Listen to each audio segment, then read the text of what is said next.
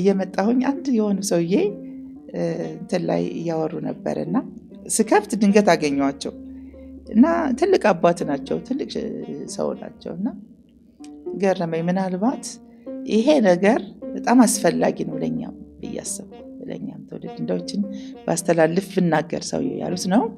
በጣም ደስ አለኝ። በጣም መዝሙራችን ሁሉ መልእክታችን ሁሉ አሁን ላይ ያለው እጅግ ይከብደኛልና ምን አሉ ሰውየው፣ የሆነ ሰው አጋንንት ያዘው እና አጋንንት ይዞት፣ ይሄ አጋንንት በጣም ነው የሚያስጨንቀው፣ በጣም ነው የሚያስጨንቀው፣ ያሳምመዋል፣ ያስተኛዋል። በቃ እንዳይሆን ነው የሚያደርገውና እኔ ሰውዬ ይሄዱና መንፈሱን ሲጸልዩለት መንፈሱን ያናግሩታል። አንተ ለምን ትበጠብጠኛለህ? ሰውየው እኮ ተመችቶኛል። ስለዚህ ስለተመቸኝ እኔ አንተን አልነካውህም። ስለዚህ ሰውየው ስለተመቸኝ ተወኝ ይላል መንፈሱ ማለት ነው። እኔማ አልተውህም፣ ለምን እተውሃለሁ? ይሄ ወንድሜ እየተሰቃየ፣ ይሄ ልጄ እየተሰቃየ ያየሁኝ እንዴት እተውሃለሁ? እሱ እኮ ተመችቶኛል። አይጾም፣ አይጸልይ፣ ቤተክርስቲያን አይሄድ፣ የእግዚአብሔርን ቃል አያነብ፣ ምንም ነገር የሚያደርገው አስተዋጽኦ የለም። ስለዚህ ይሄ ሰው ለእኔ ተመችቶኛል፣ የእግዚአብሔርን ስም እንኳን በቅጡ የማይጠራ ነው። ስለዚህ አንተ ምን አገባህ? ይሄ ሰው ተመችቶኛል፣ ወደ አንተ አልመጣሁ። እኔ በጣም ገርሞኝ ነው። በጣም ወደዚህ ልመጣ ስል ነው ያየሁት እና ምናልባት መልእክት ይኖረው ይሆን ብዬ አሰብኩኝና ያ መንፈሱ አላቸው፣ እምቢ ካልክ ወደ አንተ እመጣለሁ አለው። ብቻ እሱን ልቀቅልኝና ወደ እኔ ና፣ እሱን ብቻ ልቀቅና ከፈለክና ችግር የለውም። ከዛ ፈቃድ ስላገኘ መንፈሱ ሰውየውን ለቆ ያኛውን ያነጻ ወጣ። ሰው እዚህ መጣ፣ እነዛ ሰው ጋር ይመጣል። ያማቸዋል፣ በጣም ነው የሚያሰቃያቸው። ህመሙ ምናምን ስቃዩ አለ፣ ውጊያው አለ በጣም በኃይለኛው። እሳቸው ጋር መጥቷል። ከዛ ኖሮ 7 ዓመት ሙሉ እንደዛ እያሰቃያቸው ነው ሲናገሩ፣ በጣም የገረመኝ እያሰቃያቸው ነው። ቆይ ስማ፣ ለዛ ምንም ለማያደርግ ሰው አንተ ተጨንቀህ ምን አልክ? እሱን ለቀህ ወደ እኔ ና አልከኝ። እኔም ለቀቅኩልና ወደ አንተ መጣሁ። ይህን ያህል ሙሉ ሳሰቃይህ እንዴት ነው ችለህ ዝም ያልከው ብሎ ጠየቀው ሽማግሌውን ሰው። እንዴ አለህ እንዴ? እኔ ከነ መኖርህም ዛሬ ነው የምሰማ ያለ። ምክንያቱም እሳቸው ከስጋቸው ጋር ጉዳይ የላቸውም። ይሄ ስጋዬ ነው፣ ዘላለም ህይወት የሚባል አለ። አሁን የምታመጣብኝ በእኔ ላይ መከራ ያለ ይሄ መከራ አልሰማውም። እንዴት እንደገረመኝ። እኔ የምሰማው ሌላ፣ ያ ዘላለማዊ የሆነው የከበረው ትልቁ ሐሳብ እኔ ውስጥ ስላለ አንተን በቃ ትዝ አትለኝም።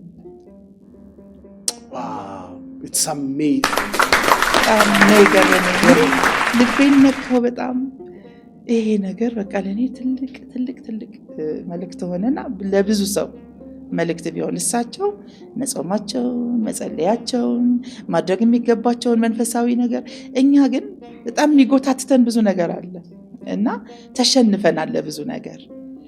ለዚህ ነው ጩኸት የበዛው፣ ለዚህ ነው ይሄ ስሜቱ የበዛው ምናምን።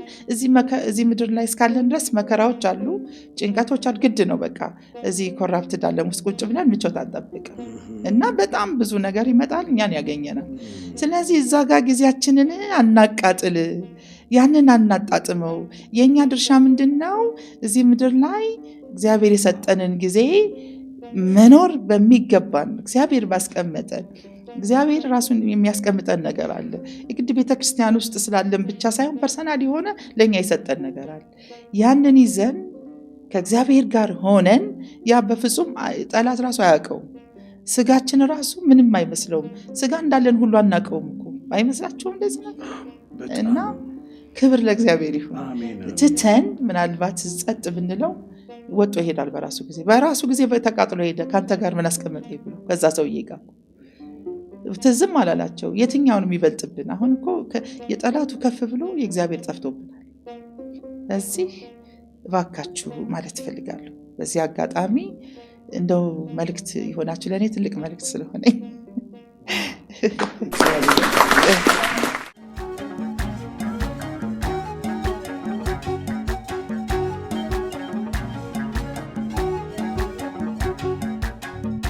እየመጣሁኝ አንድ የሆኑ ሰውዬ እንትን ላይ እያወሩ ነበርና ስከፍት ድንገት አገኘዋቸው እና ትልቅ አባት ናቸው፣ ትልቅ ሰው ናቸው እና ገረመኝ። ምናልባት ይሄ ነገር በጣም አስፈላጊ ነው ለኛም ብያሰብኩ፣ ለኛም ተወደድ እንደዎችን ባስተላልፍ ብናገር ሰው ያሉት ነው። በጣም ደስ አለኝ። በጣም መዝሙራችን ሁሉ መልእክታችን ሁሉ አሁን ላይ ያለው እጅግ ይከብደኛልና ምን አሉ ሰውየው፣ የሆነ ሰው አጋንንት ያዘው እና አጋንንት ይዞት ይሄ አጋንንት በጣም ነው የሚያስጨንቀው፣ በጣም ነው የሚያስጨንቀው፣ ያሳምመዋል፣ ያስተኛዋል። በቃ እንዳይሆን ነው የሚያደርገው እና እኔ ሰውዬ ይሄዱና መንፈሱን ሲጸልዩለት መንፈሱን ያናግሩታል። አንተ ለምን ትበጠብጠኛለህ? ሰውየው እኮ ተመችቶኛል፣ ስለዚህ ስለተመቸኝ እኔ አንተን አልነካውህም፣ ስለዚህ ሰውየው ስለተመቸኝ ተወኝ ይላል መንፈሱ ማለት ነው። እኔማ አልተውህም፣ ለምን እተውሃለሁ? ይሄ ወንድሜ እየተሰቃየ፣ ይሄ ልጄ እየተሰቃየ ያየሁኝ እንዴት እተውሃለሁ? እሱ እኮ ተመችቶኛል፣ አይጾም፣ አይጸልይ፣ ቤተክርስቲያን አይሄድ፣ የእግዚአብሔርን ቃል አያነብ፣ ምንም ነገር የሚያደርገው አስተዋጽኦ የለም። ስለዚህ ይሄ ሰው ለእኔ ተመችቶኛል፣ የእግዚአብሔርን ስም እንኳን በቅጡ የማይጠራ ነው። ስለዚህ አንተ ምን አገባህ? ይሄ ሰው ተመችቶኛል፣ ወደ አንተ አልመጣሁ። እኔ በጣም ገርሞኝ ነው። በጣም ወደዚህ ልመጣ ስል ነው እያየሁት እና ምናልባት መልእክት ይኖረው ይሆን ብዬ አሰብኩኝና ያ መንፈሱ አላቸው፣ እምቢ ካልክ ወደ አንተ እመጣለሁ አለው። ብቻ እሱን ልቀቅልኝና ወደ እኔ ና፣ እሱን ብቻ ልቀቅና ከፈለክና ችግር የለውም። ከዛ ፈቃድ ስላገኘ መንፈሱ ሰውየውን ለቆ ያኛውን ያነጻ ወጣ። ሰው እዚህ መጣ፣ እነዛ ሰው ጋር ይመጣል፣ ያማቸዋል፣ በጣም ነው የሚያሰቃያቸው። ህመሙ ምናምን ስቃዩ አለ፣ ውጊያው አለ፣ በጣም በኃይለኛው እሳቸው ጋር መጥቷል። ከዛ ኖሮ 7 ዓመት ሙሉ እንደዛ እያሰቃያቸው ነው ሲናገሩ፣ በጣም የገረመኝ እያሰቃያቸው ነው። ቆይ ስማ፣ ለዛ ምንም ለማያደርግ ሰው አንተ ተጨንቀህ ምን አልክ? እሱን ለቀህ ወደ እኔ ና አልከኝ። እኔም ለቀቅኩልና ወደ አንተ መጣሁ። ይህን ያህል ሙሉ ሳሰቃይህ እንዴት ነው ችለህ ዝም ያልከው ብሎ ጠየቀው ሽማግሌውን ሰው። እንዴ አለህ እንዴ? እኔ ከነ መኖርህም ዛሬ ነው የምሰማ ያለ። ምክንያቱም እሳቸው ከስጋቸው ጋር ጉዳይ የላቸውም። ይሄ ስጋዬ ነው፣ ዘላለም ህይወት የሚባል አለ። አሁን የምታመጣብኝ በእኔ ላይ መከራ ያለ ይሄ መከራ አልሰማውም። እንዴት እንደገረመኝ። እኔ የምሰማው ሌላ፣ ያ ዘላለማዊ የሆነው የከበረው ትልቁ ሀሳብ እኔ ውስጥ ስላለ አንተን በቃ ትዝ አትለኝም።